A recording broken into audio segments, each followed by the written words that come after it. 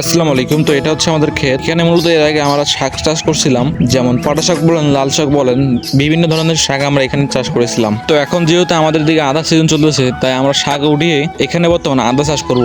সেই জন্য আমি সকাল সকাল আমাদের জমিতে চলে আসি, এটা দেখার জন্য যে কতটুকু কাজ হয়েছে। তো এখানে এসে দেখি আমি আসার আগেই এক জমিতে আদা কাটা শেষ হয়ে গেছে। কেননা ভাই আমি আসতেই দেরি করে, কারণ ভাই আমি যে অলস উঠি তো ঘুম থেকে 12টা বাজে। কি করবো ভাই, ঘুম থেকে উঠার ইচ্ছা করে না। তো যাই হোক, উপরের জমিতে আদা লাগিয়ে এখন নিচের জমিতে আদা লাগাবে। এখানে আমার আব্বু সব কিছু দেখতেছিল আর আমি ভিডিও করতেছিলাম।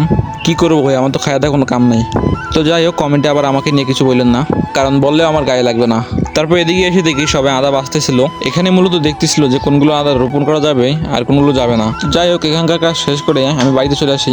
আসলে কাজ তো কিছুই করি নাই, শুধু ভাও গেছিলাম। আর বাড়িতে এসে আমার হাঁসগুলোর কাছে এসে দেখি তাদের খাবারের ভাড়া উল্টে পড়ে আছে। এটা তো দেখে তো আমি বুঝে গেছি যে এখনো পর্যন্ত এগুলো কিছু খায় নাই। আর একটা জিনিস আপনাদেরকে দেখাই, এই যে আমার হাঁসের বাচ্চাগুলো যে আছে, এগুলো জানি না আমি কি রোগ হয়েছে।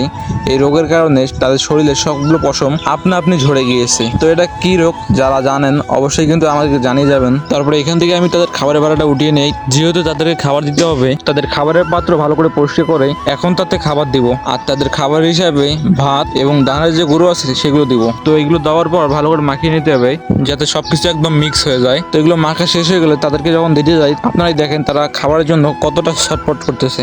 তো তারা হয়তো সকাল দিয়ে ভালো করে কিছু খাইতে পারে নাই, সেই কারণে হয়তো এরকম করতেছে। তো যাই হোক, তারা ততক্ষণে খাক। আর এদিকে আমি তাদের থাকা যে জায়গাটা আছে সেটা পরিষ্কার করি। তো এখানে তাদের থাকা জায়গা পরিষ্কার করতে করতে আবার আদা নিতে চলে আসে। হয়তো আরো জমিতে আদা কম পড়ে গিয়েছে। তো যাই হোক, তারা ততক্ষণে আদা নিয়ে যাক। আর আপনারা সবাই ভিডিওতে লাইক করে আর চ্যানেলটা সাবস্ক্রাইব করে দিন। আর ফেসবুক পেজ থেকে দেখে থাকলে অবশ্যই ফলো করবেন। তো সবাই ভালো থাকবেন, সুস্থ থাকবেন। আর এরকম আরো ভিডিও পেতে আমাদের ইউটিউব চ্যানেলটাকে ফলো না করে সাবস্ক্রাইব করে দিন। তো আজকের জন্য এটুকুই, টাটা।